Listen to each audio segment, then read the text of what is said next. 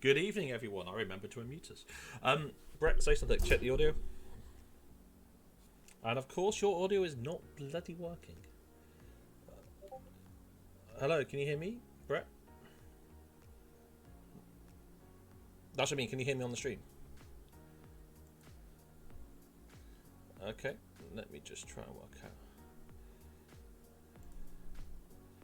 Oh, Spotify. Oh, I can hear you. I'm more curious why I can't see your audio come through.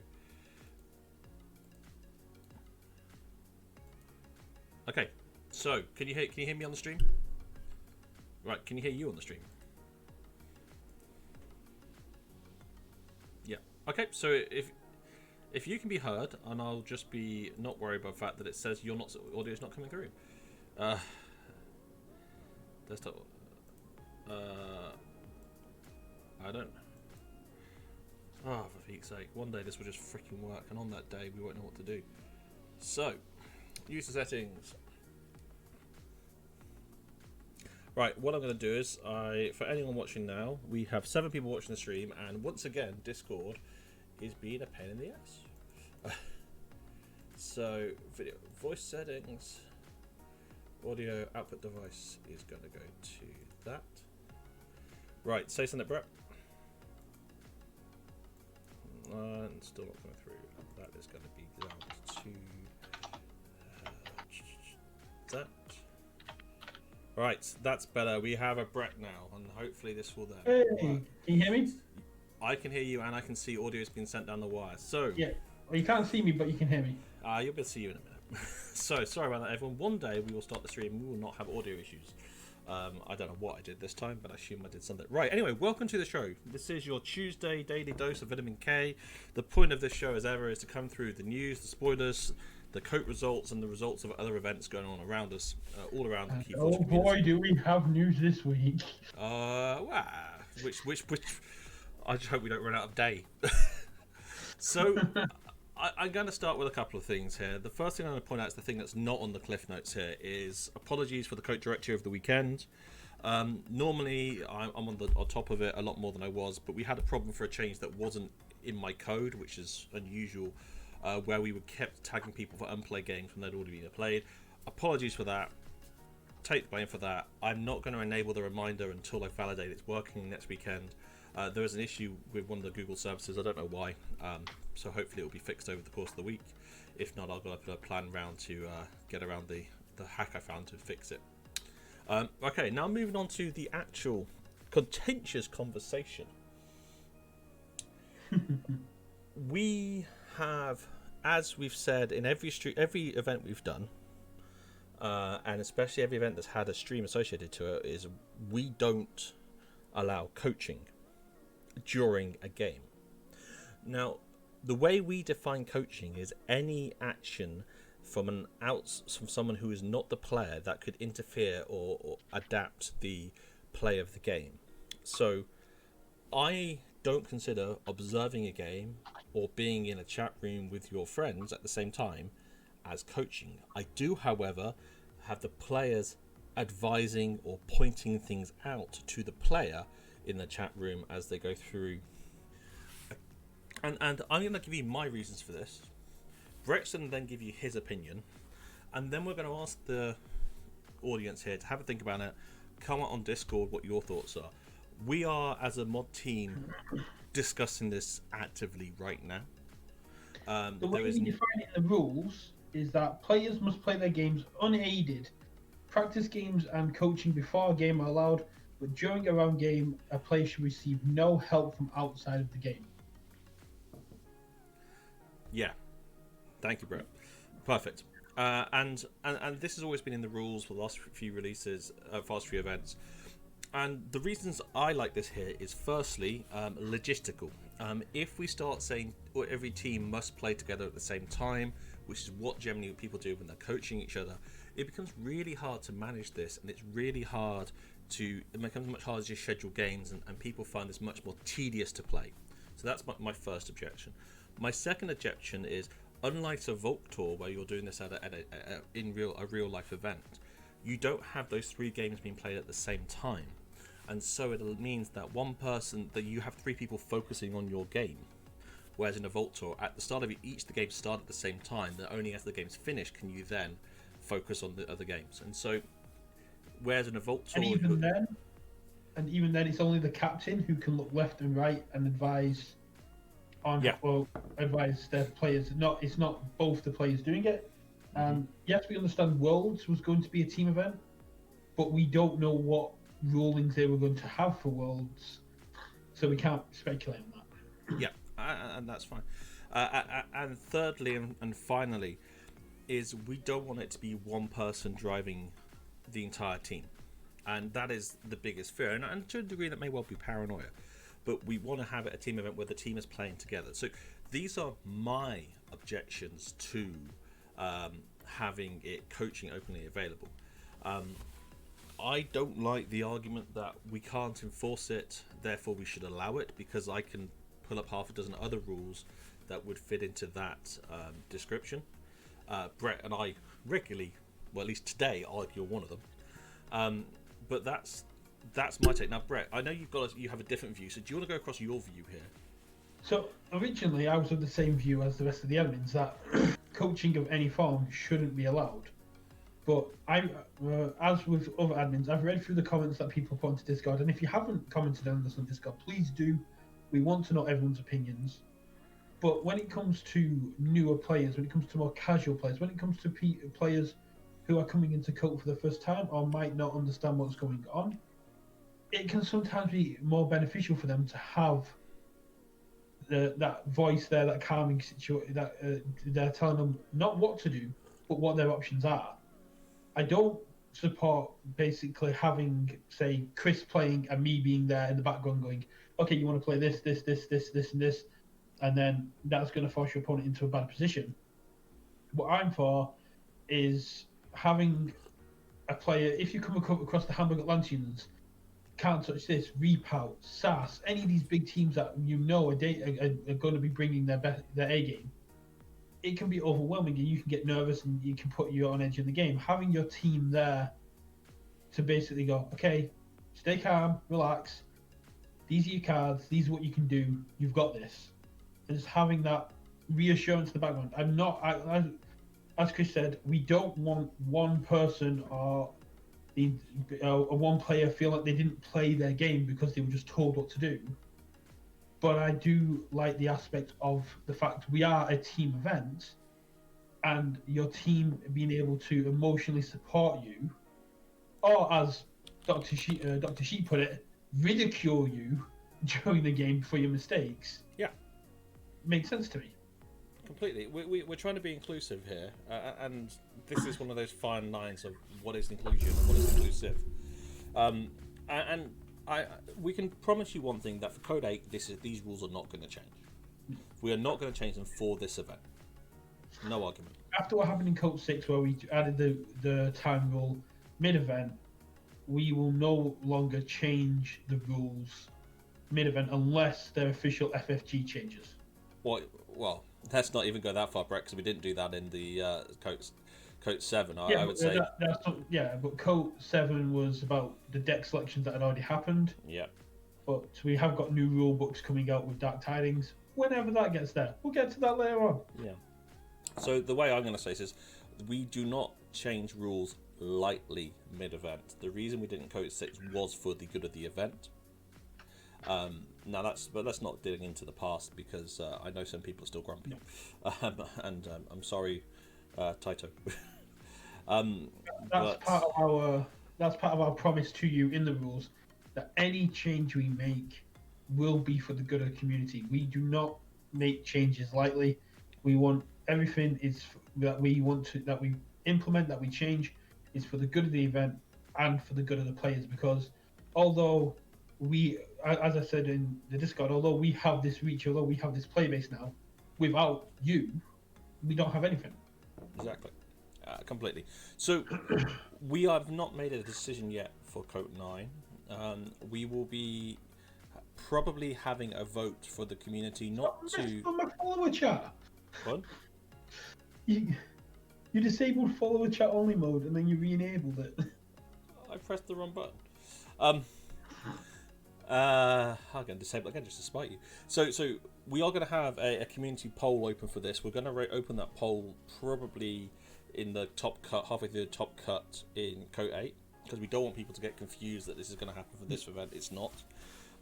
We will take the outcome for that. If there is if there is an 80% group of people, if 80% of the people say they want coaching, we will definitely allow coaching. If it's 50-50, or if there is not less than 30% people voting in it, then we will have a discussion. Turnout matters as well. Pardon, sorry? Turnout matters as well. Yeah. So we want to make sure we make the right decision here, because this could have a bigger impact than most people realise, in my opinion.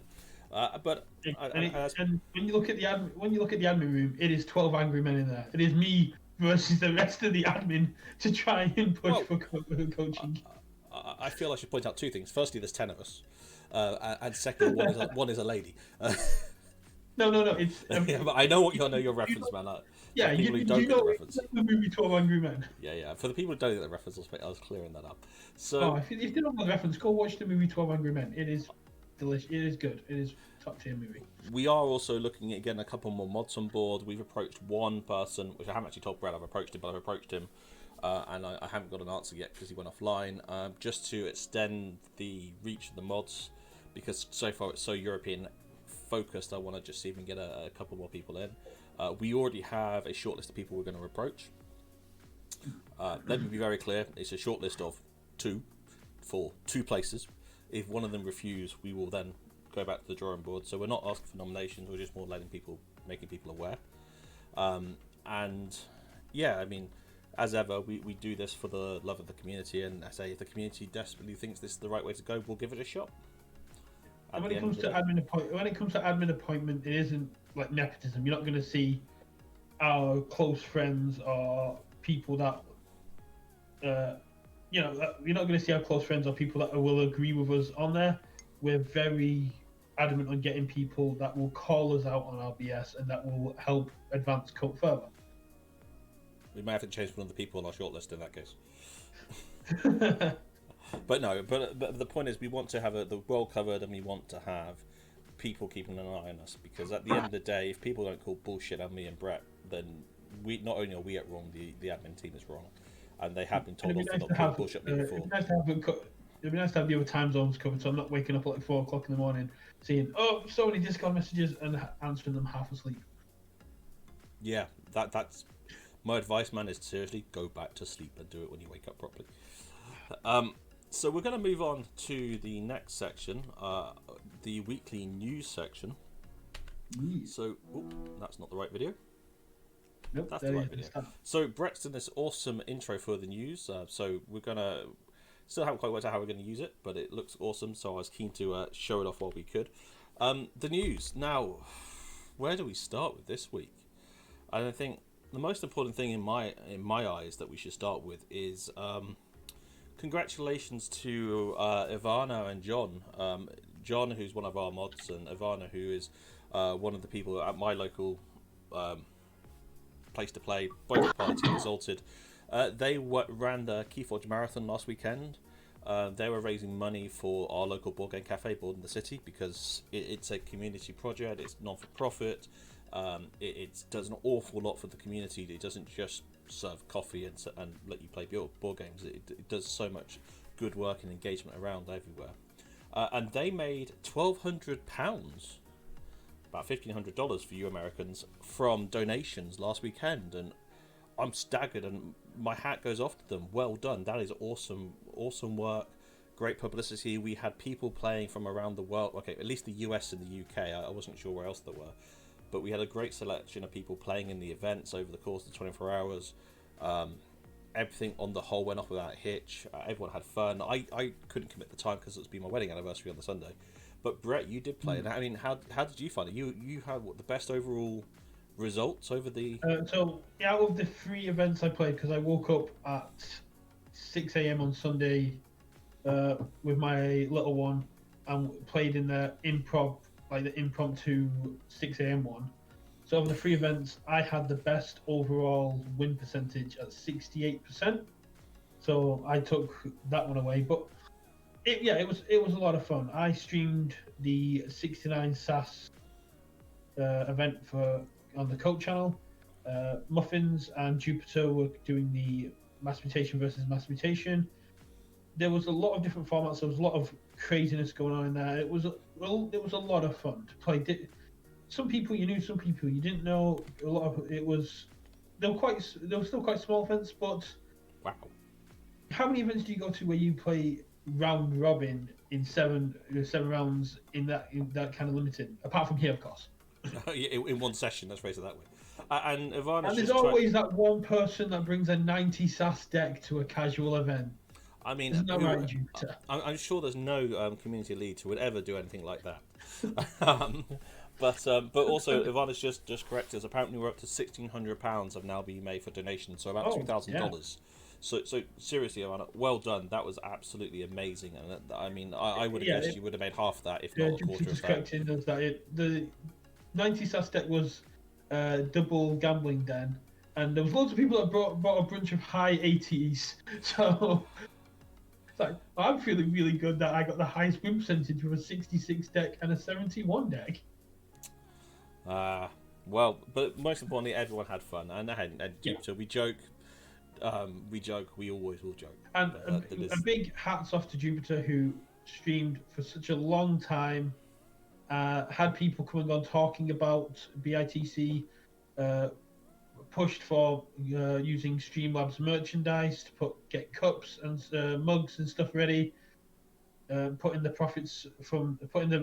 earnings from that towards BITC. Just went above and beyond with adverts and just did everything he could to make sure that the event went off without a hitch, and to really aid in the work that John and Ivana had already started. Yeah. So thank you, everyone. It was absolutely amazing. Ivana's put a link in the chat, which we'll make sure is on the YouTube description for this piece, for the write-up of the event. I wish I knew that beforehand, because I would have read it. But one last thing is, well done, Ivana. Well done, John. And well done, everyone else for supporting and helping out. It was an awesome event from what everyone has said. I just would like to apologise for sleeping through my first judging role, because I slept through my alarm on Saturday and missed the first round I was supposed to judge. But there was, I think, in the from when I was watching from 8 a.m. till I went to bed around 11, there wasn't a single judge call, because Kate didn't get called during mass mutation. Carl didn't get called throughout the first two events. I did get called in the third event, in the second event I was judging, where I actually was there. If there was an issue in games, players sort of dealt with it. I think the only judge call was the 20 minutes I sat waiting while my opponent disconnected, and they basically just went, "Yeah, we'll wait 10 minutes and then we'll just call the game." Yeah. No, I mean, well done, guys. So we're now going to move on to potentially the second most important news for the week. Spoilers. And hopefully I have that queued up. Spoilers! Yes, we do. So we're going to start with Lachosaurus. I'll read it out. This one out. Taunt. While attacking Lachosaurus, enemy creatures gain before fight. Exalt this creature. Now, this is spoiled. Both these spoilers and the other information that we're going to go through was spoiled by Team Wild Wormhole on Sunday evening for the GMT, Sunday afternoon for the EST. Now, my immediate response to this was, how does this interact with Siren's Horn? Siren's Horn says, before a fight, move one amber from this creature onto the creature it's attacking. And since they're both before fight abilities, can I exalt the creature, then move that amber straight onto Lachosaurus? Well, aren't you exalting your opponent's creature, though? While attacking, if I'm attacking into Lachosaurus, sorry, I see your point. Siren's Horn, then I exalt my creature, and then I move that amber from my creature onto Lachosaurus. It's also interesting. And to be clear, that would be the active player will get to choose the order, I imagine. So yes, you couldn't as a defender. It's going to be interesting with cards like Faust and Circosaurus. There seems to be a lot. Mass Mutation, Dark Tide seems to be bringing in a lot of cards that make both players have to think a lot more and can be quite interesting. It's the natural rules creep of the game, I'd say, at this point, with the fifth set coming out. It's going to be interesting. As I said in a few Discord servers, my favorite thing about Dark Tidings is my creatures are going to be permanently exhausted as I am. That's just how we feel at the moment. Once KOTE finishes again, we can sleep for a week and then restart. But no, I mean, I'm really looking forward to this creature, because this creature is actually, I don't know why, but between the artwork and the ability not being as over top as other people, and the fact this is a common card, this has actually renewed my interest in Dark Tiding more than any other card I've seen. Though the next one we're about to say, 4 power 2 armor taunter as a common means that these guys are going to be quite a lot. Yeah, definitely. So we're going to be seeing these, and if I saw this in my sealed pool, I'd be quite happy about it. Definitely. So moving on to the one that is exciting you more than anything else. Yes. Everybody loves this. SLRS Australis. Action, exhaust up to 3 friendly logos creatures. For each creature exhausted this way, play the top card of your deck one at a time. So, what can you say? Wild Wormhole on steroids? Again, much like the Trojan Horse from Saurian, it's a risky card. It's a chaotic card, and it's absolutely amazing. But at the same time, much like Wild Wormhole, I don't think it will see competitive play without. Oh yeah. We won't see competitive play without the right support. I'd love to see this in a deck with library card. I love the fact that you've got to remember Dark Tidings has also got cards that let you manipulate your deck. You can put creatures back on the top. You've got cards that let you look at the top cards of your deck. Could let you put creatures on the top of your deck or the bottom of your deck. It's bringing in a much bigger situation here. What I'm looking forward to is waiting to see someone borrow this or poltergeist it and get the value in one of the older sets.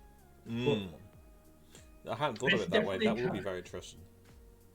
It's going to be very interesting. It's going to be very interesting to do, and I think it's definitely it's still a 1 pip artifact that sits there, and for the more chaotic players, it's going to be beautiful.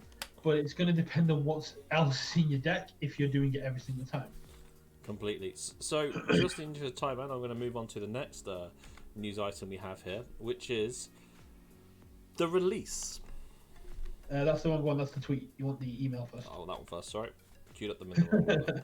So, the release. So, what we have heard of Wild Wormhole is that it's Dark Tiding is going to be delayed to April in the US. Blame COVID, blame shipping delays. There's all sorts of excuses. If we don't get the information, but during their stream, they were told that when they were doing the spoilers, that they were to say coming in April, and basically everybody was like, "Well, we were told March." We immediately went to groups, and people still say March, and we haven't had anything official from FFG about this yet, apart from the fact that this is an email from an FFG account. And that's not official. As we declared in the last event, we don't treat emails as official, but it is something to be aware of. But also for those of you not in the US, the good news is a little bit better, because this morning This morning, FFG Spain tweeted out that Dark Tidings not only introduces new options to any Keyforge player, but also the perfect time to start enjoying the game.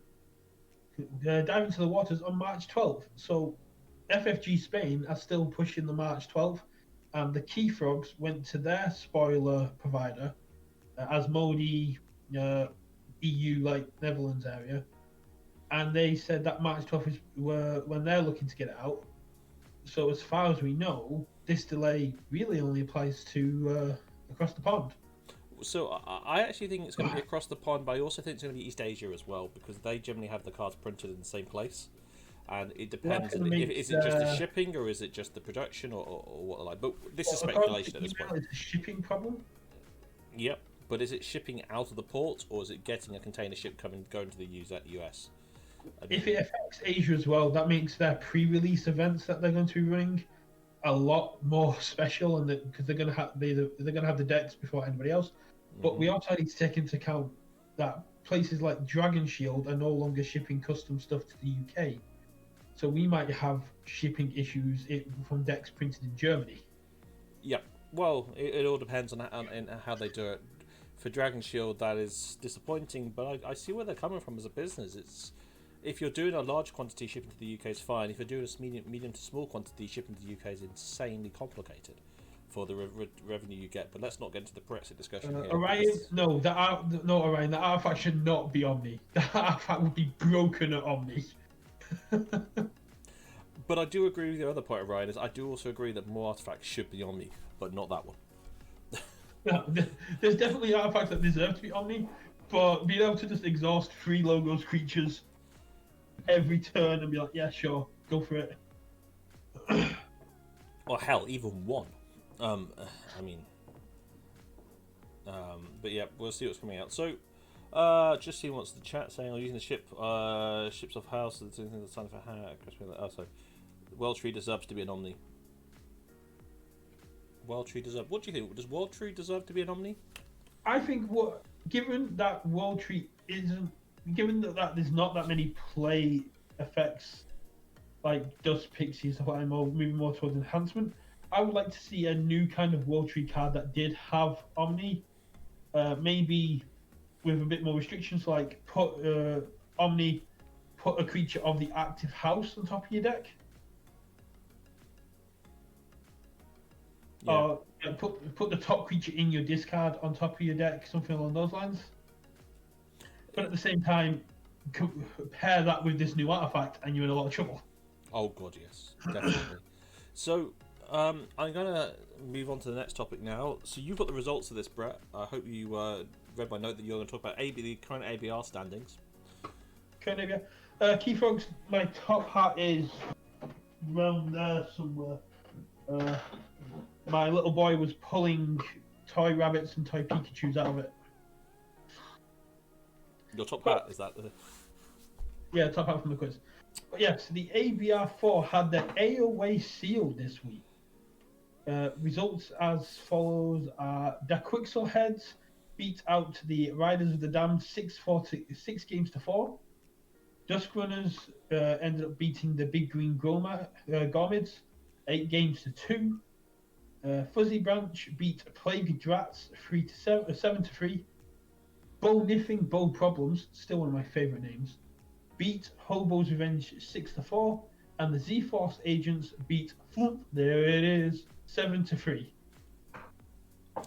Awesome name. So, moving up forward, and I had it up. Well, I did have up what next week's going to be. Week 3 is adaptive. So there may be more restrictions on top of that, but week 3 they're moving into will be an adaptive format, which is going to be very interesting. Definitely. Adaptive is always one of those formats which, if it just didn't take so bloody long to play it, I would love to play it more, because I found it's one of the most balanced forms. Well, that's what short adaptive is for. But short adaptive is not the same, because you don't get the chance to learn the other. I don't like short adaptive. There's no comeback. Short adaptive was more about appraisal of decks than actually seeing how it played against you, then playing it. Yeah, I mean, what can you say? I mean, they're both interesting no matter what, but they're different games. I short adaptive. The only thing I disagree with short adaptive is I don't believe it's a fair name, because it's such a different feel to the game. But I'm now going to go slightly out of sync and go to Can't Touch This. So Can't Touch This are running a weekly event sponsored by Rebel on Saturdays, and our man here, Brett, keeps winning their bloody prizes, though we tell him politely not to each week. No, last week I didn't. Last week I got 18th. Congratulations. In the 60 stats reversal. This week was short adaptive. The only rules were no stats limit, just had to have this short adaptive. And the only games I lost was when I underestimated how many chains my deck took to win. And one game we bid to 7 chains. My opponent took it on 7 chains, and then beat me 3-0. And this is a 70 SAS deck against like a 78 SAS deck. I got destroyed that game. I was so happy to see it's the only loss I've ever had where I was like, I can't even be mad because it's my own deck. So we here at KOTE also, I'm not going to say by accident, but are sponsoring a couple of the events alongside Rebel we'll probably get told off for saying this because we're very much an unofficial sponsor, but that we have, just say we've accidentally given them 9 AOA decks, which they are giving out as prizes. Go along, play. It's an event anyone can join, but it is run in Polish.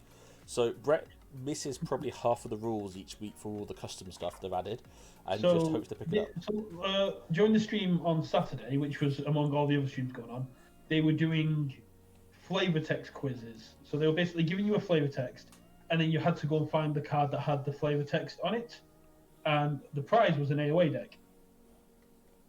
And I only found out about it about halfway through because someone messaged me going, "Why aren't you taking part in the quiz?" Like, I don't understand the stream at all. Yeah, but, I mean, we speak English just. I wouldn't say we speak anything else. So, but no, I mean, it sounds like it's a lot of fun. I'm gonna say, it's a lot of fun. It's some of the most competitive games I've played in a long time. A lot of them have me sweating. This time around, I was playing in the charity event and this at the same time, so I was kind of stressing a little bit. A lot of times I was playing both games at once. And I managed to walk away with third this time, and I got to get revenge on Dominic, who beat me in the first round. He beat me in game one, like the week one, three weeks ago, by going control the week, put me in a house I had no cards, and then the next turn go control the week, put me into a house I had no cards. I had his deck in the third versus fourth, and I went, okay, control the weak disc, kill all your disc creatures. He went pass. I went control the weak disc, check. He went pass. I win. I'm like, revenge is so sweet. So, Keyfrog just put a suggestion for a poll up. So, do you want to create that poll? Yeah, I think that's an awesome idea. While you do that, we're going to play the reason Jupiter's here, the KFPL video.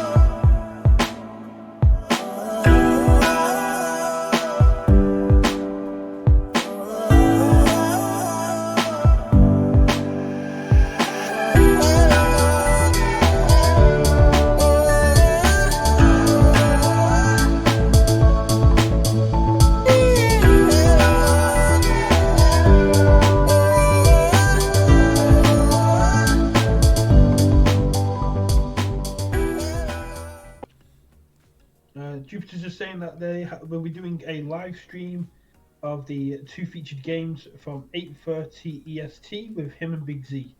That would be half 1 hour time. I will be sleeping.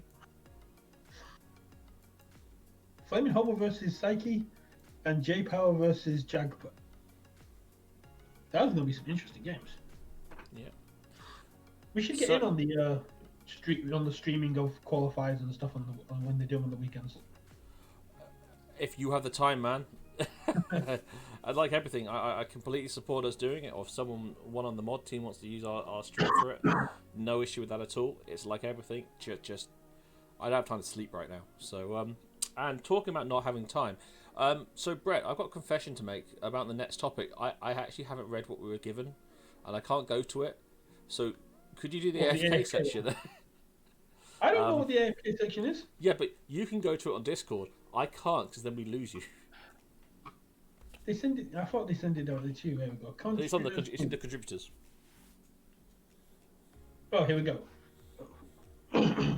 Okay, the next AFK tournament will be a Vote Bon Chiar. Yes, it's French. In this tournament, the format will be standard Archon, but with a SAS limit of 77. Oh yeah, I remember this. 77 minus printed amber pips. This means if you bring a 72 SAS deck, it must have raw amber of 5 pips or lower. If you have a 15 pip deck, it must be 62. Basically, this makes it a lot harder for cards like Martian Generosity to pop off, because the higher rated deck you want to bring, the less raw amber it's going to have.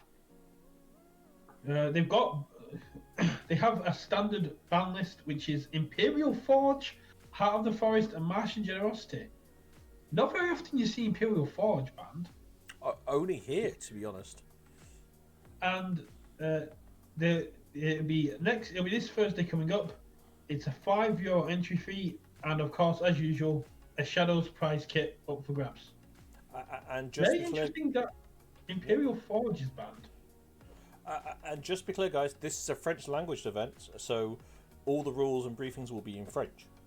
They will accommodate, like all the other good Europeans will, for those of us who are not so talented at languages. Through Plague Master took all 3 votes. That makes sense. Right. So now we move on to the last bit of news before we can get on with everything else, if I find the correct button. Swindle are... Yeah, it's coming. So Swindle had 2 events here.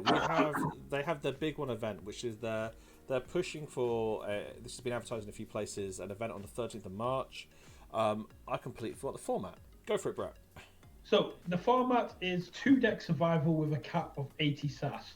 So as long as you've got 1 deck that hasn't been beaten, you're still in the tournament, and you can't bring a deck that has higher than 80 SAS. I believe that in terms of the SAS changes that will be coming in March, it's when you register that they get locked in, but don't quote me on that. Double check with the guys at Swindle. It's a $10 entry fee, but 50% of all money it's not an entry fee, it's a donation. $10 donation to enter. 50% of all donations for the entry will go to Doctors Without Borders, and the other 50% will be distributed as prize to the participants. As for the other event, which is coming up this Sunday, it's an Archon Progressive SAS Cap 275 quad deck. So basically, it's a 4-round event where you bring 4 decks whose individual SAS all add up to 275 or lower, and each round you play a different deck. It's a very interesting format that they came up with, and it does seem to bring out quite a lot of quite good situations, because it means that you can't just bring massively powerful decks. You have to find ones that are average, or you can do what myself and other people do, is that bring low SAS decks that you've got quite a high win percentage with, and then bring some powerful decks along with it. I do believe that, however, Plague Rats are the meta for that event.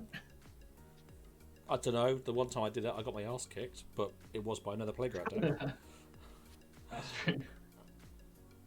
So we're gonna move on now, just because in the interest of time here, and because I want to get to bed before midnight. We're going to move on now from the news to the KOTE metrics. Now, again, for anyone who's not watched this before, every week we go through some metrics produced by Liptops from Baguette and Switch's team in France or Nantes. This week he provided us. He doesn't look at the results from the week because he's not been available because he's on vacation, the lucky bugger. But we're going to go through it now. So, just checking. So, Brett, just to keep me a happy man here, can you see the screen? Your screen. Can you see the screen share in the chat? No, you can't, because I didn't press the right